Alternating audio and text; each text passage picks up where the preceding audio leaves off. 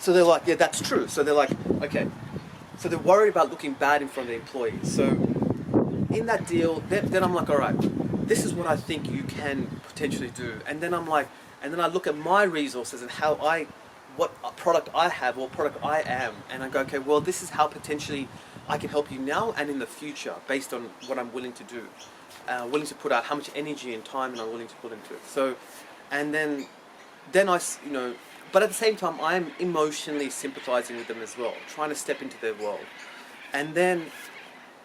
And then I'm also trying to see what's in their best interest, but fundamentally you can't forget yourself. What is in your best interest? What's going to serve you the best as well? So you can't forget that part of it as well. That's an important part. I think that's, as parents, we are sort of always giving, giving, giving, and we forget to sort of notice what do we need as well, you know?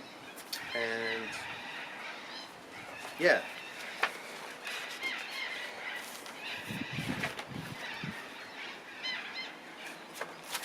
Oh yes, so this is the one, change.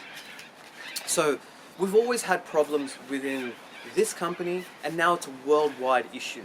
You know, so companies that are being run by government agencies, their staff members are not listening to them. So their government agencies aren't going well, or even governments aren't going well because no one's listening to anybody. So in all organizations throughout the world. So you know, if you know the CEO cannot get their staff to do what they want, then what kind of company is it? It's just everyone's sort of doing what they want. How would that even work? Because resources will be going everywhere, and the company would just sort of break down. So change. We've had this problem in our company, in every company in the world. So it's not just us. People do not want to change. So again, let's go back to your kids. They sort of used to a routine, they don't want to change. Your grandparents, you want to get them going doing this, they don't want to change. No one likes change. So we have to sort of, again, deep inside their brain and go, what are you scared of when you want to change? Oh, well, if I change, then maybe the routine that I'm used to will lead to this problem. Then you've got to sort of work through, okay, it may lead to that problem, but what's the downside, what's the upside? What's the upside of changing, and what's the downside of not changing? That's usually a pretty good question, because if you don't change, it can lead to loss of this, loss of a job, loss of this, loss of a relationship, loss of a family, blah, blah. But if you do change, then all these good things can happen, you know. This is it.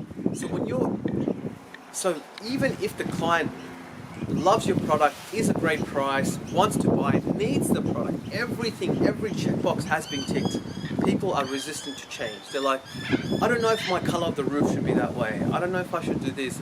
I don't know if I want to do this. So they're just saying things that make no sense because it's this, change.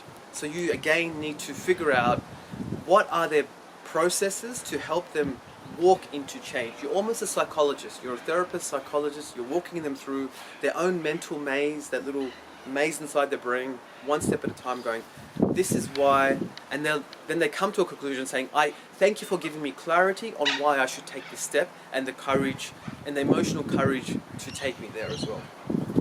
So yeah, that's change. So that's a big one. It's a constant issue company, and you know, I've solved that issue of change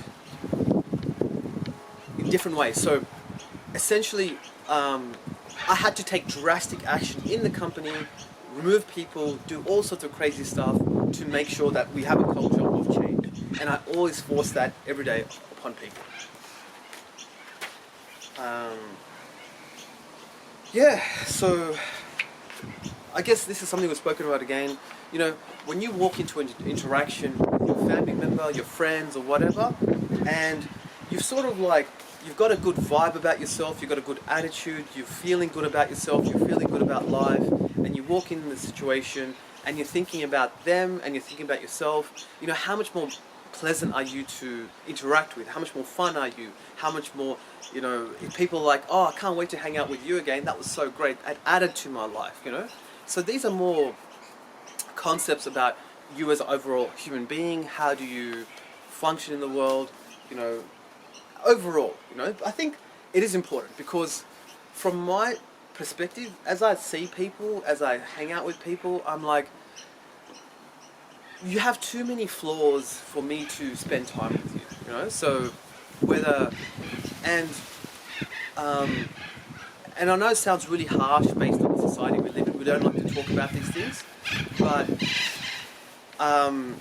as I look at their life, and let's look at most people's lives, it's damaging their life. You know? They don't have friends that genuinely respect them. They have friends, but their friends are like, oh, whatever, we'll hang out, but you know, I don't really admire or respect you or see you as a close friend. You know, or the family members, you know, same thing. You know, kids see their parents in this way. You know, essentially. This low level or standard that people have for themselves is extremely damaging. Sorry, just making a video. Can I call you back? Okay.